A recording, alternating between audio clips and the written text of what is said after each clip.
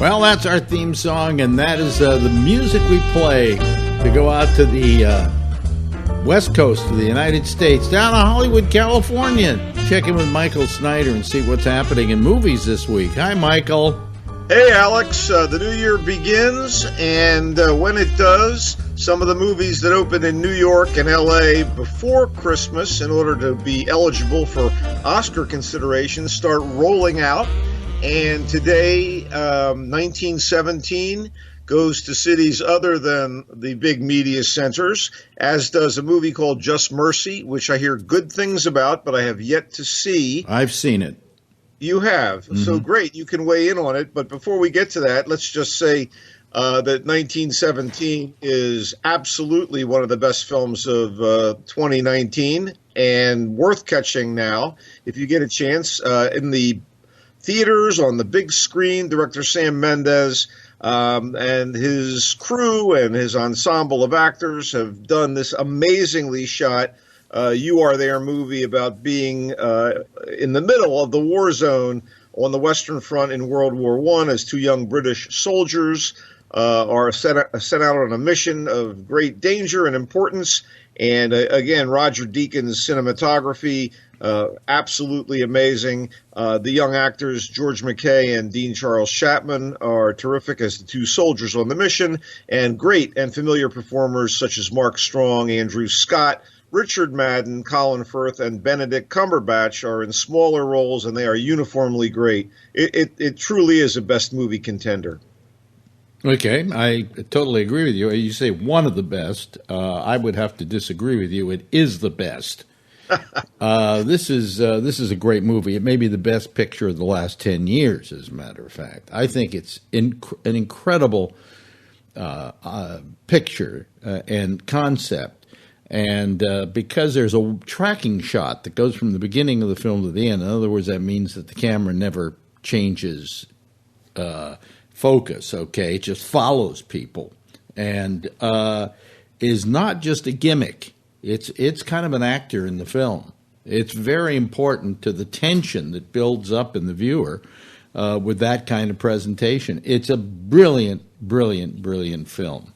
Okay? Well, we'll agree on that. And yeah, the tracking shot, not a gimmick. It's part of the immersion into this experience. Well, some people, when I talk about it, say, oh, well, then there's a gimmick with that. And I go, it's not a gimmick. It is part of the storytelling.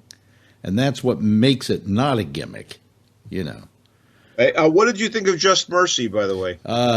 Mediocre. Absolutely mediocre. It's your standard lawyer goes to try and defend guy who's on death row picture, you know. And it really doesn't have any real tension. I found it, I think Jamie Foxx's performance was terrific, but outside of that, it was just mediocre. Absolutely. Well, let's move on to things that are opening wide this weekend or in smaller markets. Let's lead with a survival against the elements movie called Underwater.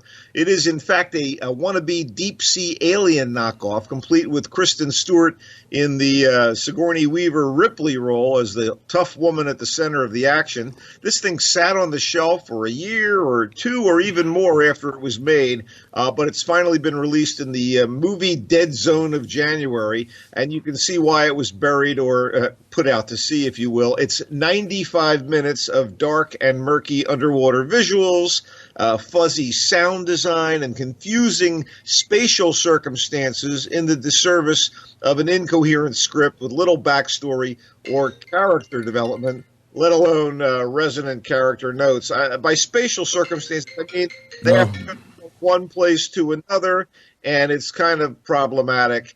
In any event, it's essentially a small group of undersea researchers or some kind of excavators at a high-tech location in the 7-mile-plus depths of the Marianas Trench, and they're forced to scramble from what I presume to be their lab to another underwater site a daunting distance away when disaster strikes. I don't want to get into the circumstance of the disaster. Is it an earthquake, a seaquake, a flaw in the construction of the buildings down there, or something more sinister?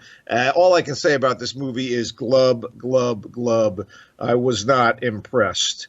Okay, Like a Boss is a lumpen, thoroughly predictable mix of feeble buddy comedy and female empowerment screed starring the odd couple pairing of Tiffany Haddish and Rose Byrne as Mia and Mel, lifelong friends turned business partners in an earnest Atlanta cosmetics startup. Their products are good, but they're crappy businesswomen and can't pay the rent on their storefront. They're about to go under when a white knight appears in the form of Claire Luna, an unscrupulous power-mad head of a zillion-dollar cosmetics conglomerate played with cartoonish glee by Salma Hayek. Soon the wealthy Claire has turned our two plucky heroines against one another due to expedience and greed until they realize they're being used.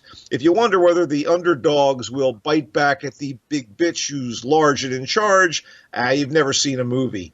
Not all of the ultra high-end makeup in the world could cover up the flaws of this forced, rampantly unfunny attempted comedy. I mean, having Haddish, Byrne, and Hayek, plus Billy Porter from Pose, Jennifer Coolidge from American Pie and the Christopher Guest movies, Ari Grainer from I'm Dying Up Here, and even Jimmy O. Yang from Silicon Valley in such a weak formula movie is the casting equivalent of putting lipstick on a pig. I mean, see what I did there? Makeup joke. Anyway, Like a Boss sucked. I would have even preferred seeing a 2-hour PBS documentary about public transit titled Like a Bus. Yeah, okay. So two definite dogs here, and we've got to have something good to recommend beyond 1917, and I've got it. Les Miserables, although it echoes some of the themes in Victor Hugo's classic novel of the same name and actually mentions the book itself in passing, this Les Miserables is a thrilling and provocative modern-day French crime drama with socio-political content and subtext that's set in the rough-and-tumble Paris projects, where a poor multicultural population lives by its own code and various local factions jockey for control of the area. There are French Africans, members of the Muslim Brotherhood, Romany circus performers, and so on. Into this stew of poverty and desperation comes a trio of cops from the anti-crime squad who try to lay down the law and in short order are besieged on all sides while a kid with a drone shoots incriminating video of everything that happens. The movie is sharp, astute, occasionally funny, and crazy tense. Like the original Hugo story, it involves impoverished people who are being pursued by calculating police officers,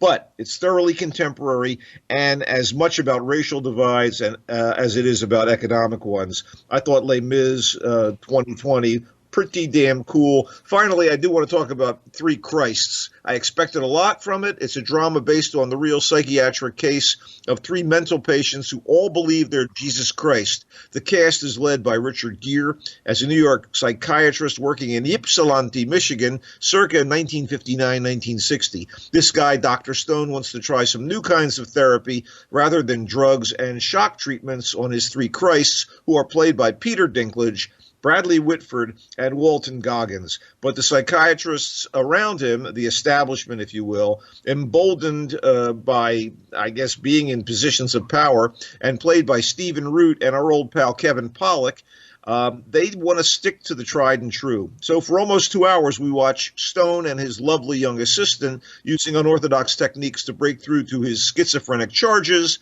as the big bosses question their efforts. And Stone's wife, who's played, by the way, by Juliana Margulies, must endure Stone's angst over the struggle. And it can get a little wearying.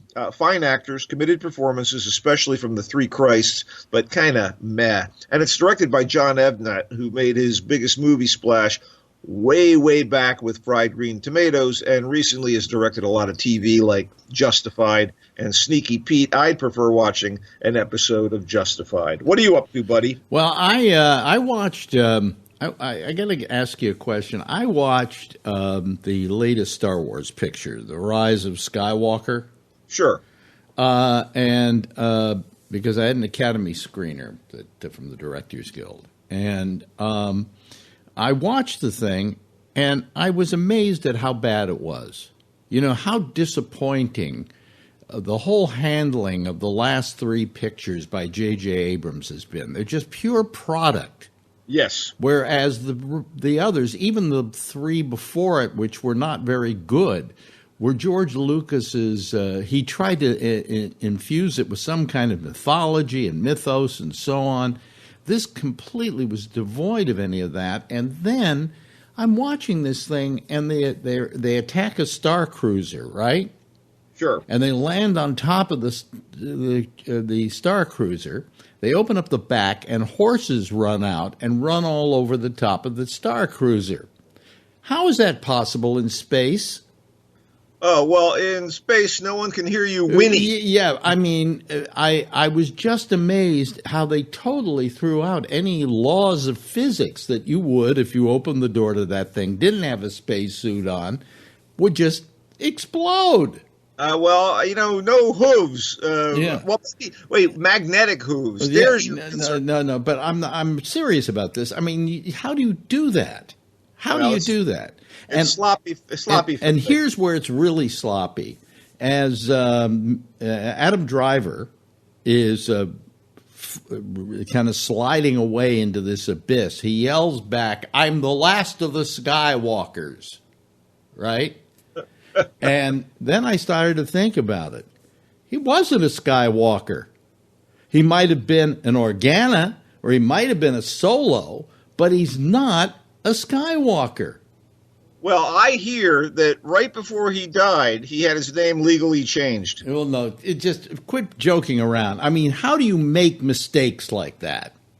Well, I think the Skywalker line being Jedi. Hey, you know what? Honestly, it was an attempt to tie everything up in a bow. Yeah, but he wasn't a Skywalker. Well, yeah, I know. And neither is Rey. And yet she says, oh, shit, I'm so sorry. Spoiler alert. No, anyway, no. At the end, when she says that, it's because she decides to take the name. Right, I understand that. Rather than I'm the last of the Skywalkers, and he's the last of the Solos, or he's the last of the Organas, but he's not the last of the Skywalkers. Well, remember that Leia is a Skywalker. No, Leia is not a Skywalker. Skywalker was the name of the family that adopted Luke. Okay? Well, wait, what was Anakin's name? Skywalker, his father. He was Anakin Skywalker? Yeah, he was. So you got that wrong. But don't worry about it. What you got right was it was slapdash. Yeah. And last three movies were problematic. And horses need magnetic hooves to stay on the. Yeah. I mean, it was just a horrible film. A horrible film. Well, here's a palate cleanser for you. Did you watch the BBC's new version of Dracula? Yes. What was your opinion of that? First episode, terrific. Second episode, suspenseful. Third episode, Yeah, I had the exact same response. I really like Moffat and Mark Gatiss, Stephen Moffat and Mark Gatiss. They've done the Sherlock updates with Cumberbatch and Martin Freeman as Sherlock and Watson. I love those. And this was exciting for the first two, and I thought the third one faltered. But I'd be curious to just see, what they do next, if anything. I'm also, really ready to get the better films to see other than the crap they're going to be releasing over the next couple of weeks. But I'll still come back and see if we have anything exciting to report next week. And in the meantime, you can check me out on Twitter at Culture Blaster and on Facebook at Michael Snyder's Culture Blast page. Thank you very much, Michael. And if everybody sticks around, there's more GABNet coming right up if you're listening 24/7. If you ever want to hear these reviews over again, you can go on to GABNet.net, and there's Michael's reviews. Stay tuned.